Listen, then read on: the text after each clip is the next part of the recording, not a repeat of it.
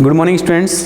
आज की class start करते हैं। फिर रिविटिंग वाला चैप्टर चल रहा है हमारा, तो उसके अंदर कुछ टेक्निकल टर्म्स हैं जो कि यूज्ड होते हैं, है ना। टेक्निकल टर्म्स हैं कुछ जो यूज़ होते हैं हमारे रिविटिंग के टाइम पर। जब हम रिविटिंग करते हैं ना तो कुछ टेक्निकल टर्म्स यूज्ड होते हैं, तो और वो हमारे लिए बहुत बेनिफिशियरी होते हैं। तब तक हम कोई डिजाइनिंग नहीं कर सकते जब तक हमें इन टेक्निकल टर्म्स के बारे में ना पता हो। तो सबसे पहले हम क्या करते हैं, इन टेक्निकल टर्म्स को देख लेते हैं। तो मैं यहाँ पर हेडिंग डालता हूँ,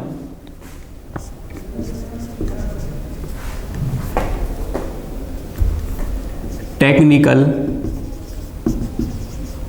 terms used in riveting.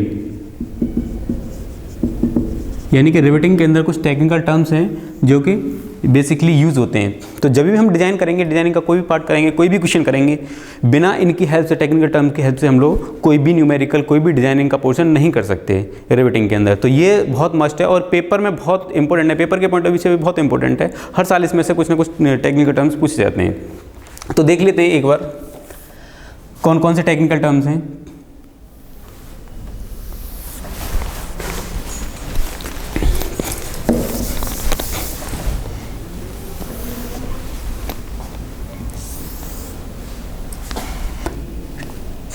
Technical terms को देखेंगे अब हम लोग।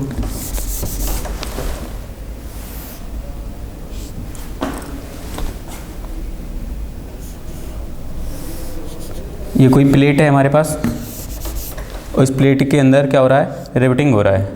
यहाँ पर कोई फोर्स लग रहा होगा P, सपोज दैट। अब इधर भी देखूँ मैं तो इधर भी होगा इसी टाइप से कुछ। ये प्लेट है हमारी, इस पर फोर्स लग रहा होगा P का इस डायरेक्शन में, ठीक है। तो यहाँ पर हमारे पास कुछ बोल्ट्स हैं,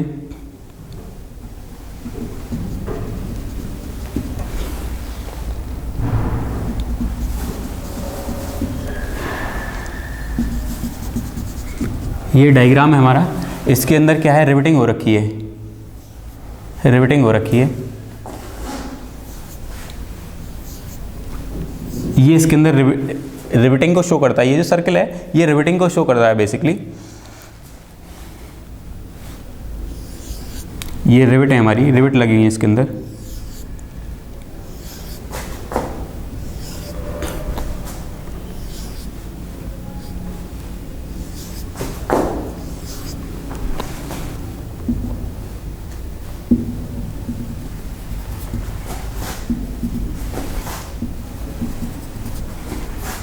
ये सेंटर से होकर लाइन जा रही है, ये जो लाइन है इसके सेंटर को शो कर रही है। इस लाइन का भी एक नाम होता है अपने आप में। तो देखिए यहाँ पे क्या है, यहाँ पे ये डायग्राम है, इसके अंदर हमें जो भी टेक्निकल टर्म्स हैं उन सबको रिप्रेजेंट करना है। कौन कौन से टेक्निकल टर्म्स यूज हो रहे हैं हमारे यहाँ पे। तो देखिए अगर मैं बात करूँ कि इस डायरेक्शन में फोर्स लग रहा है, ये मेरे पास प्लेट है, इस प्लेट, ये क्या है, ये एक प्लेट है सपोज दैट। इस प्लेट के अंदर क्या है, रिवेटिंग हो रखी है और जिस पर फोर्स लग रहा है P दोनों डायरेक्शन में। तो हम उसके अंदर कौन कौन से टेक्निकल टर्म है उनको देखेंगे। तो देखिए ये वाली जो डिस्टेंस है, यानी कि एक बोल्ट है, कोई भी बोल्ट ले रहा हूँ मैं, इस बोल्ट से और इस बोल्ट के बीच की जो डिस्टेंस है in the direction of force. Force किस डायरेक्शन में लग रहा है, इसी डायरेक्शन में फोर्स लग रहा है भाई, ऐसे तो फोर्स लग रहा है इधर और इधर। तो इसी डायरेक्शन की जो डिस्टेंस है एक बोल्ट से दूसरे बोल्ट के सेंटर तक की जो डिस्टेंस है उसको हम लोग नाम देते हैं पिच। क्या नाम देते हैं, पिच। और रिप्रेजेंट करते हैं हम लोग P से, ठीक। और ये भी पिच हो गई आपकी।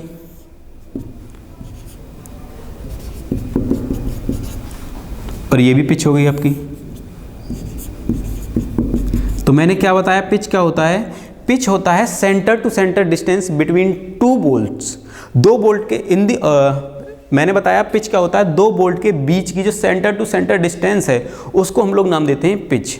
और वो किस डायरेक्शन में मेजर की जाती है, वो फोर्स की डायरेक्शन में। देखिए फोर्स इधर है और ये डिस्टेंस भी इधर है, मेरे पास डिस्टेंस भी इधर है और फोर्स भी इधर लग रहा है। तो इसी डायरेक्शन में मैं कह सकता हूँ कि ये जो मेरी पिच है वो फोर्स की डायरेक्शन में है।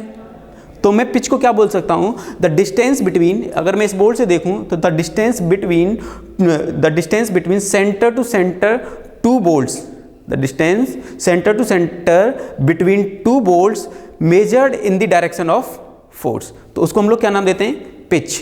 यही बात मैंने बताई है कि पिच क्या है, कोई दो बोल्ट ले रहे हैं, दो बोल्ट के बीच की centre to centre distance force की डायरेक्शन में, उसको हम लोग नाम देते हैं पिच। ये होता है हमारे पास पिच।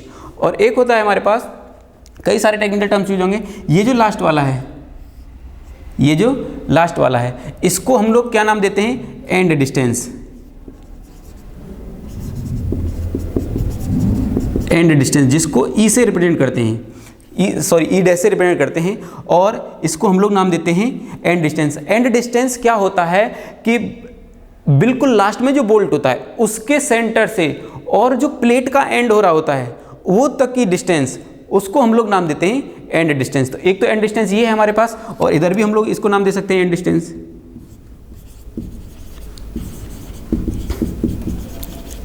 एंड डिस्टेंस, तो मैं ये कह सकता हूं the distance from the end of the plate to the centre of nearest bolt, nearest कौन सा होगा, ये वाला, in the direction of force is known as end distance. ठीक, अब बात करता हूं मैं गेज की। तो गेज क्या होता है भाई, एक होता है गेज डिस्टेंस हमारे पास,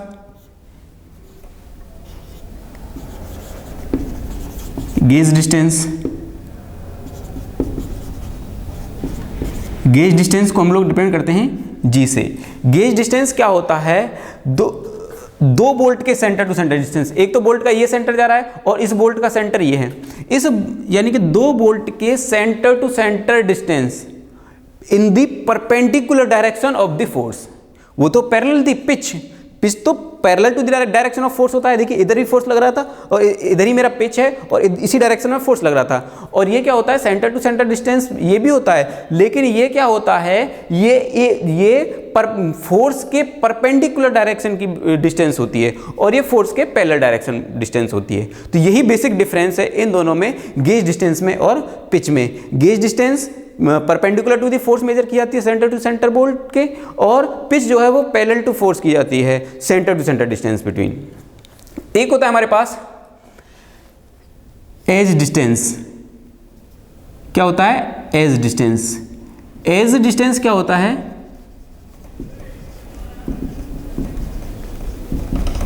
एज डिस्टेंस को हम लोग ई से रिप्रेजेंट करते हैं। एज डिस्टेंस क्या होता है, एज ऑफ द प्लेट। तो मैं कह सकता हूं the distance from the edge of the plate to the centre of nearest bolt, ये सॉरी नियरेस्ट रिवेट। रिवेट की बात करें, देखिए ये वाला डायग्राम है ना हमारा, दोनों में यूज होगा, यही टेक्निकल टर्म्स हमारे रिवेटिंग में यूज होंगे और यही हमारे बोल्टेड में यूज होंगे। तो ये भी आपको बेसिकली ध्यान रखना है। तो हम लोग जब बोल्टिंग की बात करेंगे तो वो बोल्टिंग के लिए यूज करेंगे इन टर्म्स को, और जब रिवेटिंग की बात करेंगे तो रिवेटिंग के लिए यूज करेंगे। तो एज डिस्टेंस क्या होता है, एज डिस्टेंस मैं कह सकता हूं the distance from the edge of the plate to the centre of the bolt in the perpendicular direction of force is known as distance. बात क्लियर है। अब इसके अंदर एक तो ये हो गया पिच हो, एंड डिस्टेंस हो गया, पिच हो गया, और हमारा एंड डिस्टेंस हो गया, गेज हो गया, गेज डिस्टेंस हो गया, एज डिस्टेंस हो गया। अब इसके अंदर कुछ टेक्निकल टर्म्स और हैं। एक होता है गेज लाइन। ये होता है गेज लाइन। गेज लाइन को हम लोग दूसरा नाम दे देते हैं रिवेटिंग लाइन। गेज लाइन और रिवेटिंग लाइन कौन सी होती है, वो लाइन जिस पर हम लोग रिवेटिंग करते हैं। एक इमेजिनरी लाइन होती है, ये एक इमेजिनरी लाइन होती है जिसके अलोंग हम क्या करते हैं, रिवेटिंग करते हैं, उसको हम लोग रिवेटिंग लाइन या फिर गेज लाइन कह सकते हैं। तो क्या है ये, an imaginary line along which riveted is known as riveting line और गेज लाइन। बात क्लियर है। एक होता है हमारे पास स्टैगर्ड पिच। स्टैगर्ड पिच क्या होता है, किसी एक बोल्ट से, अच्छा ये जो होता है ना, ये जिगजैग में पिच होती है। कैसे होता है, जिगजैग वे में। तो जिगजैग वे में कैसे होगा, यानी कि इसके सेंटर से, और ये जो पिच है हमारे पास, इसका सेंटर, इसके सेंटर से लेकर के ये जो डिस्टेंस होती है in the direction of force is known as staggered pitch.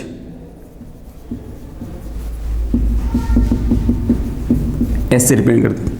Staggered pitch क्या होती है, वो parallel to the direction of a force होती है, बट जिगजैग वे में होती है। अब यहां से इसके नियरेस्ट कौन सा होगा, ये होगा। अब ऐसे अगर इसके देखो तो ये वाली हमारे पास क्या होगी, स्टैगर्ड पिच होगी, ये वाली स्टैगर्ड पिच होगी, ये वाली स्टैगर्ड पिच होगी, ये वाली स्टैगर्ड पिच होगी। तो स्टैगर्ड पिच कौन सी होती है, स्टैगर्ड पिच वो पिच होती है स्टैगर्ड फॉर्म में जो हमारी रिवेटिंग हो रखी होती है, स्टैगर्ड में, स्टैगर्ड का मतलब होता है एक लाइन में ना होकर के जिगजैग वे में होना, इधर उधर करके। तो ये देखिए ये वाली एक लाइन में थी, ये वाली एक लाइन में, लेकिन ये क्या है, ऐसे है, फिर ऐसे, फिर ऐसे, फिर ऐसे, इस टाइप से। तो इस टाइप के पिच को हम लोग नाम देते हैं स्टैगर्ड पिच। तो यहाँ पर ये कुछ टेक्निकल टर्म्स थे जो हमने बता दिए। अब अगर मैं देखूँ यहाँ पर तो स्टैगर्ड पिच होता क्या है, इस टाइप से भी देख सकता हूँ, इसका सेक्शन बना के दूसरा।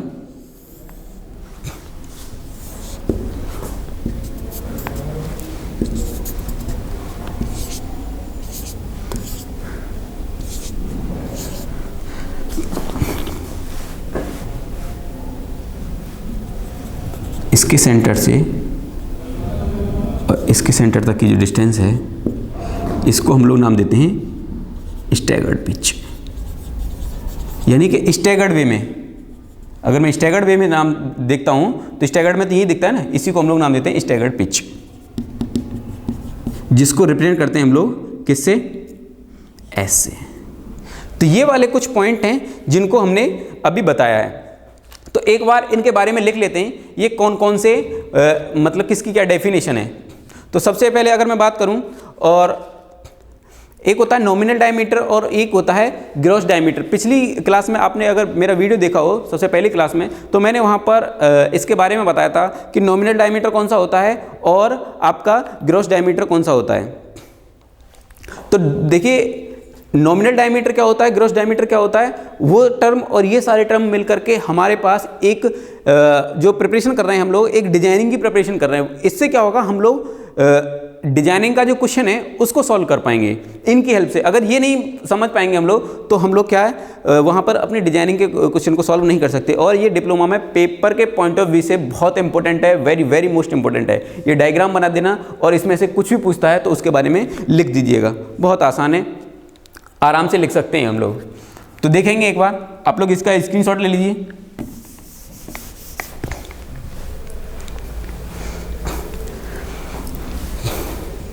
चलिए नेक्स्ट चलते हैं।